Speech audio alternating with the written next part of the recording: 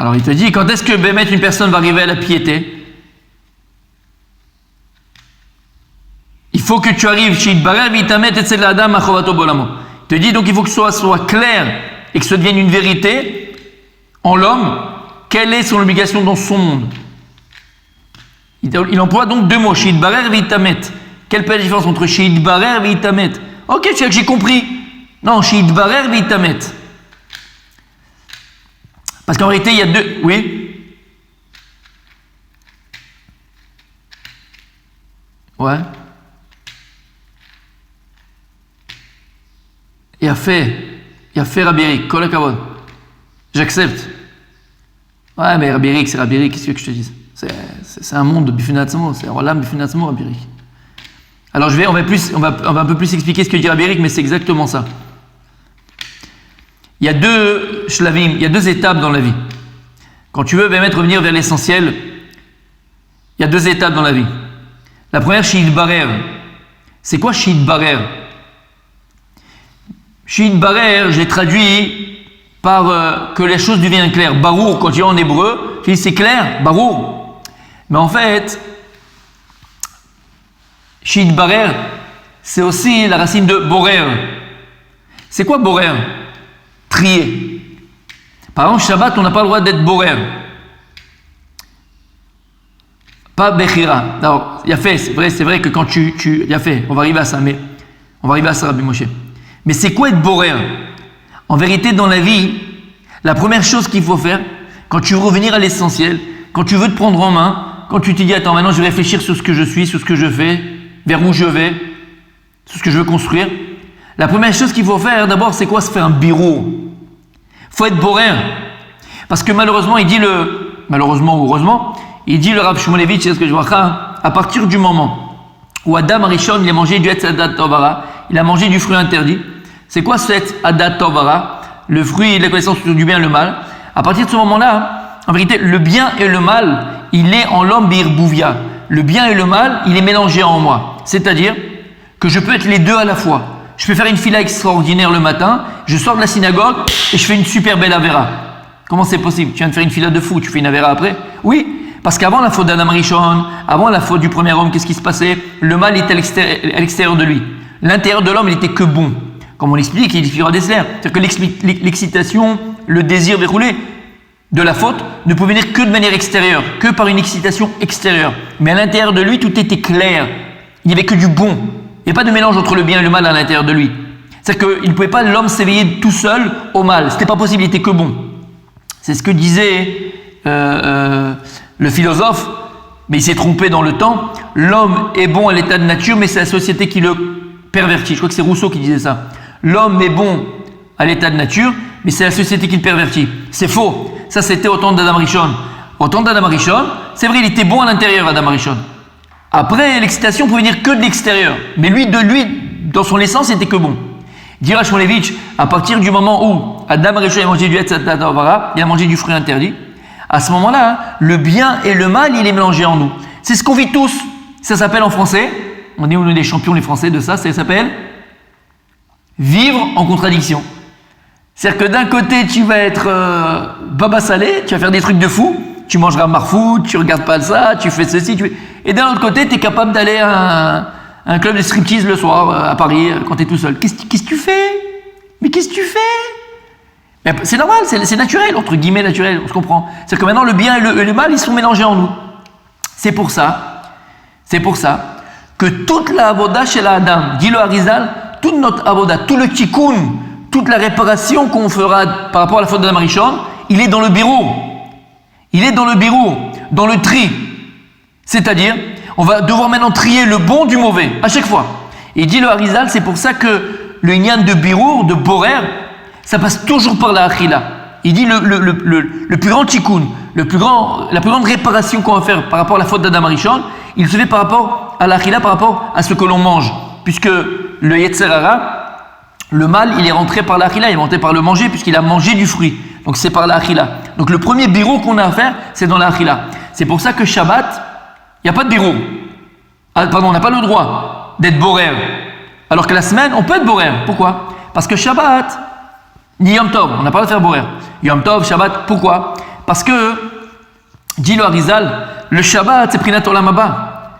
Le Shabbat, c'est la notion de monde futur, de réparation déjà. Et donc, on n'a pas réparé la faute d'Adam Arishon, puisque le monde n'est jamais toucan. Les aliments, ils sont déjà réparés. Tout est déjà réparé pendant Shabbat. Pendant la semaine, là, on a le droit de faire birou. La semaine, qui est Mechol, qui sont les jours profanes, là, on doit faire ce birou, on doit faire ce tri entre le bon et le mauvais, dans la achila, dans la nourriture que l'on mange. Mais en vérité, les amis, on a très bien compris que ce ne serait pas la nourriture. Ce birou, ce tri que l'on doit faire entre le bien et le mal, on doit d'abord le faire en nous, de notre vie, de notre existence. D'ailleurs, on dit à quelqu'un, dis-moi, c'est clair ce que je te dis ou pas? Quelqu'un, il fait des bêtises, ou un enfant, il fait des bêtises, ou un jeune, il fait des bêtises, ou une personne fait des bêtises. Bêtises, pas, d'accord, il fait n'importe quoi dans la vie. Il ne sait pas gérer son entreprise, il ne sait pas gérer son argent, il ne sait pas gérer son couple, il ne sait pas gérer sa vie. Il fait plein de bêtises, d'accord, il joue au poker, il parie des trucs, il regarde des autres femmes, il drague, ouais, il fait des bêtises, d'accord. À un moment donné, tu lui expliques la vie, comment ça marche. T'es marié, tu dois être fidèle, tu dois garder ta femme, tu dois faire ceci, pareil pour la femme. Tu t'es une entreprise, voilà comment tu dois faire. Tu dois pas voler, tu dois être honnête, tu dois payer tes machins. Qu'est-ce que tu fais? Tu fais un bureau.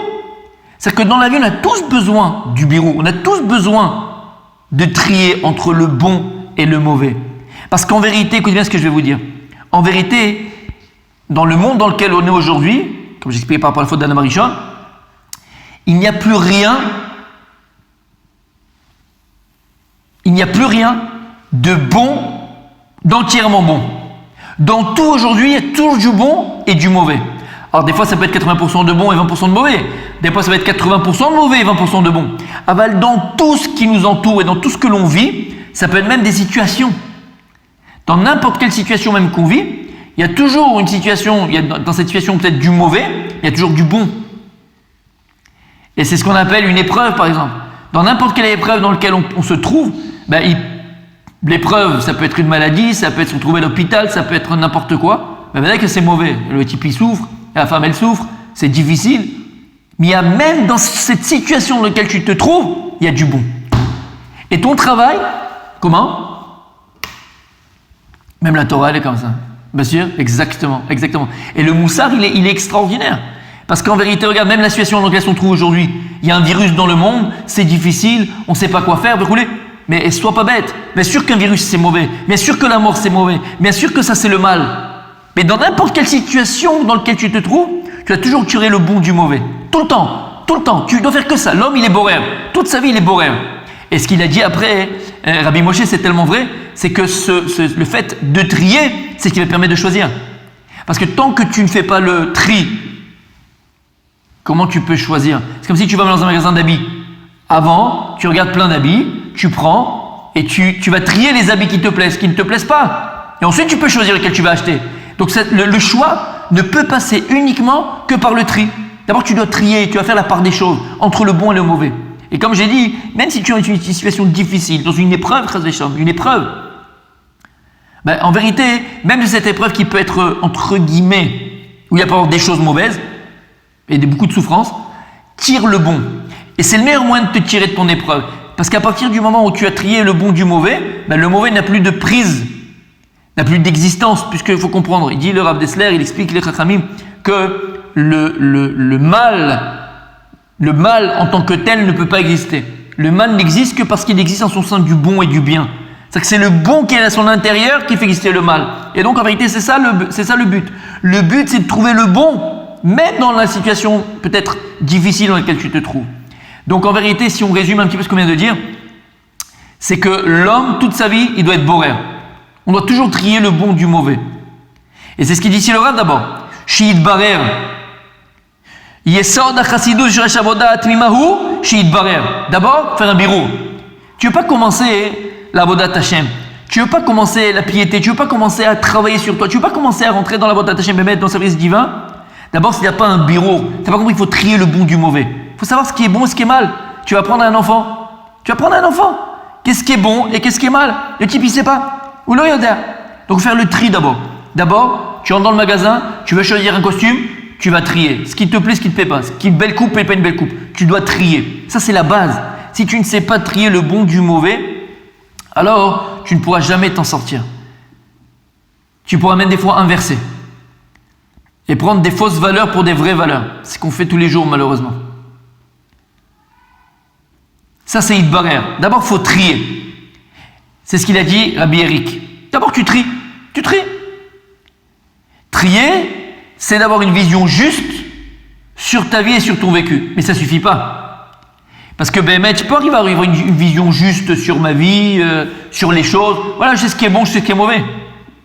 Mais il a dit Rabbi Eric, une fois que la chose elle est claire, ça ne suffit pas. Ensuite, il faut la vivre.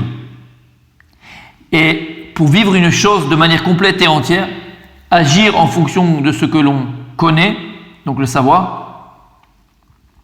il faut que, vite amet, faut que la chose pour toi devienne vérité.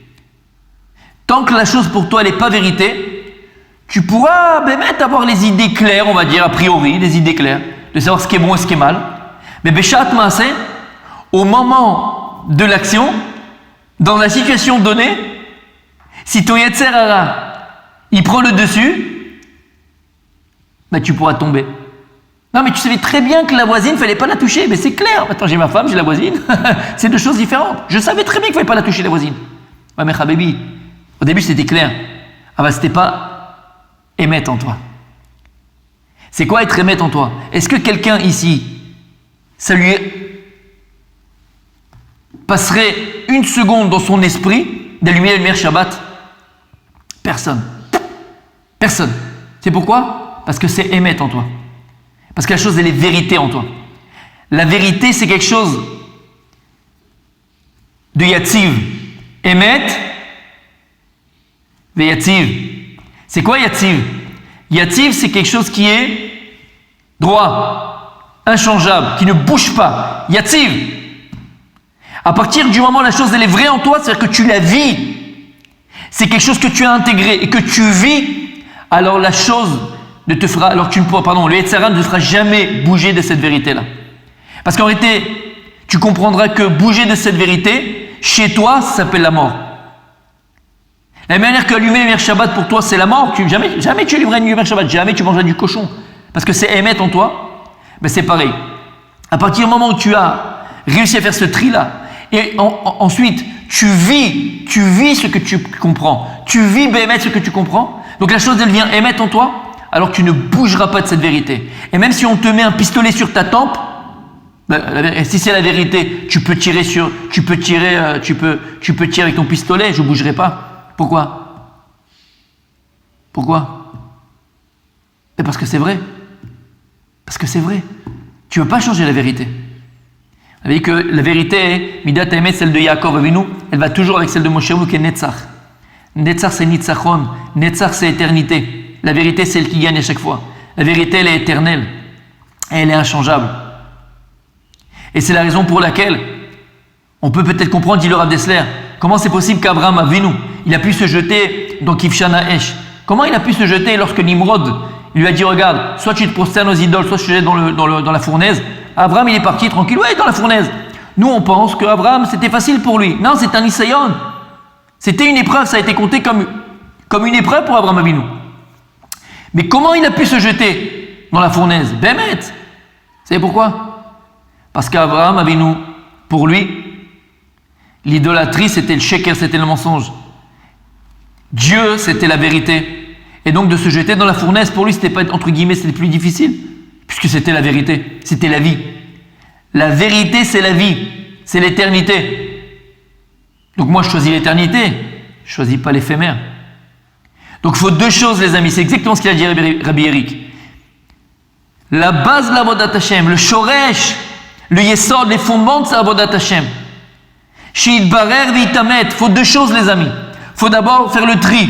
Faire le tri dans ma vie. Il faut que je trie dans ma vie entre l'essentiel et le superficiel, entre le vrai et le faux, entre ce qui est vrai et ce qui est faux.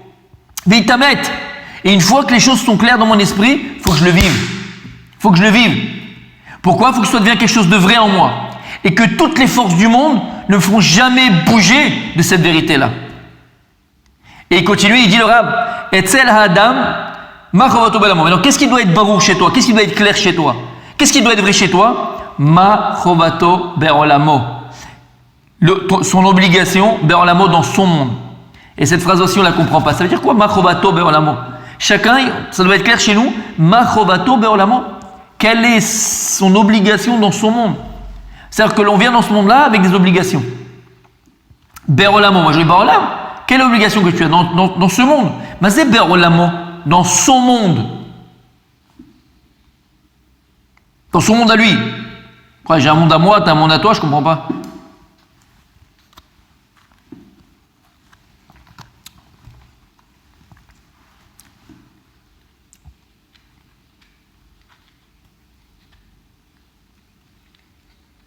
Emet, très vrai, très vrai. Et je rebondis sur ce que tu dis. En vérité, il y a deux choses, il y a deux nekudotes, il y a 2 points ici importants. La première, on te dit Machovato Be'olamo. Il n'y a pas écrit Machovato Be'olam. Quelle est ton obligation dans le monde? Non, obligation dans son monde. Disent les Chachamim, qui a Adam Olam Malé. L'homme, c'est un monde en soi. L'homme, c'est un monde en soi.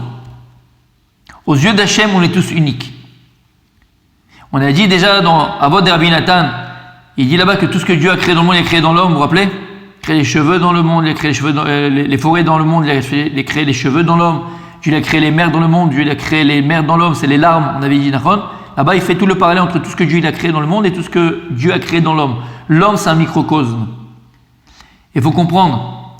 Disait Chachamim, tout celui qui sauve une âme d'Israël, la brioute, tout celui qui sauve une âme d'Israël, qui est loup, comme s'il avait sauvé Olam Malé, comme s'il avait sauvé un monde entier. Ça va, j'ai sauvé une personne.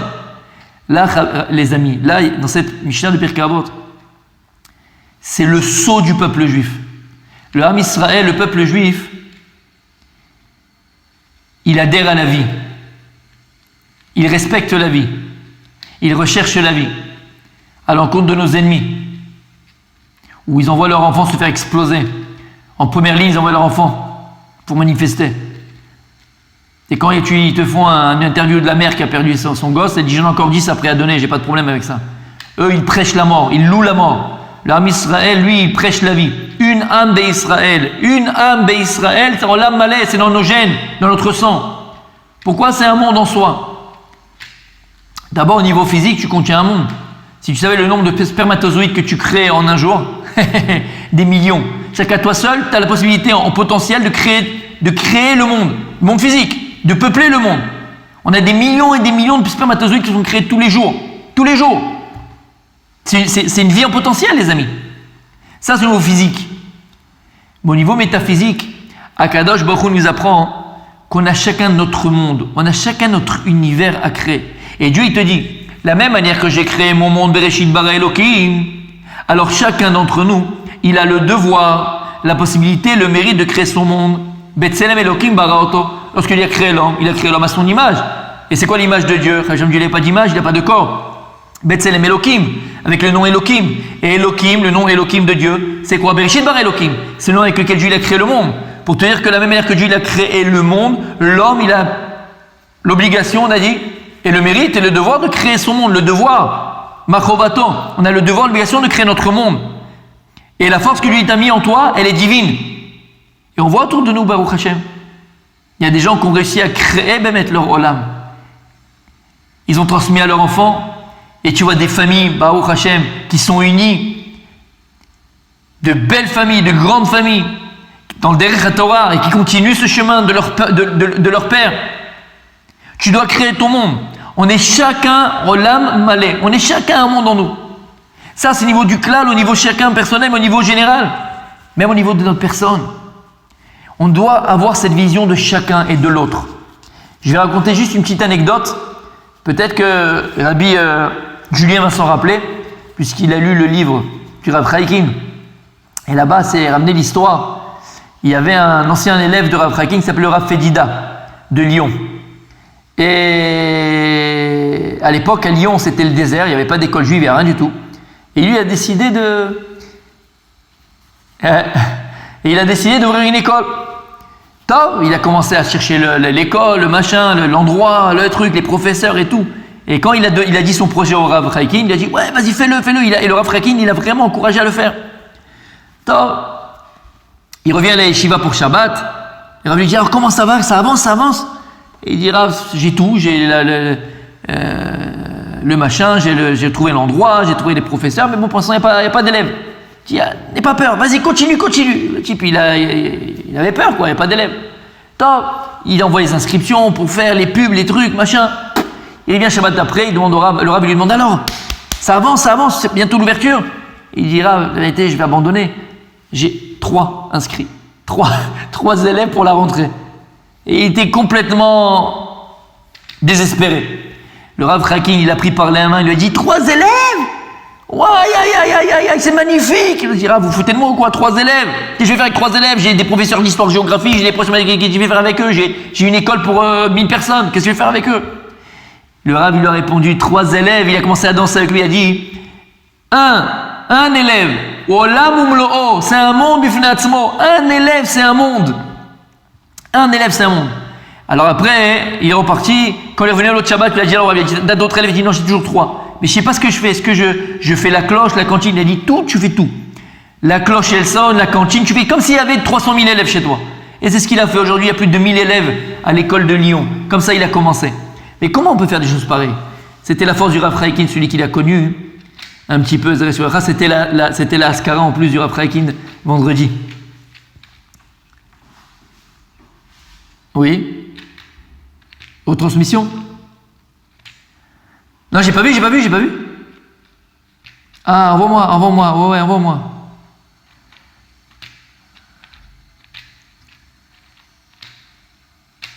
Ah, il a fait, envoie-moi le lien. Super. Rav Chakin, c'était ça, les amis. Comment il a pu autant donner de Torah? Comment il a pu construire des Bnei Adam? C'est que Rav Chakin disait, avant de construire des Bnei Torah, des enfants de Torah, il faut construire des Bnei Adam, il faut construire des hommes. Derech Eretz Kamal Torah. Comment il a pu faire une chose pareille? Parce qu'il avait cette vision de l'autre. Il comprenait que l'autre, c'était Olam Umlo'o. Behemet, chacun d'entre nous, c'est un monde bifnei atzmo. Mais ce type-là, il va se marier. Ce garçon, il va se marier. Et après, il va avoir des enfants. Et ses enfants, des enfants. Et des enfants, des enfants. Olam Umlo'o. C'est comme ça qu'il faut voir l'autre. Chaz vesham, ne jamais être mezalzel. Ne jamais, comment on dit mezalzel en français? Mépriser l'autre par rapport à son apparence, par rapport à son cadre social, par rapport à son QI, jamais mépriser personne. Adam ou Olam Umlo'o. Ça, c'était la petite parenthèse aussi importante. Donc ici, il dit le Rav, Etzel Adam Machovato Bolamo. Il faut que donc ça soit quelque chose de clair. On a dit, on expliquait Barour Vehemet, quelle est ton obligation dans ton monde. Et comme il a bien dit Rabbi Eric, parce qu'on n'a pas tous la même mission, on n'a pas tous en vérité le même monde. On n'a pas tous la même femme, on n'a pas reçu la même éducation, on n'a pas forcément les mêmes, entre guillemets, les mêmes valeurs, oui, mais la façon de transmettre, on n'a pas la même façon de penser, on n'a pas le même monde. On a chacun notre monde. Et on a chacun des obligations envers le monde que l'on construit. Et le monde que tu construis, je viens de l'expliquer, je viens de le dire. Lorsque tu commences à construire ton monde, on doit tous construire notre monde. Alors tu vas te marier? Ah bah ouais, le mariage c'est des obligations, habibi. Il y a des gars qui veulent se marier et rester célibataires. Ça va pas, ça marche pas. Ça peut pas aller. À partir du moment où tu veux construire ton monde, ben, tu as des obligations vers ce monde-là.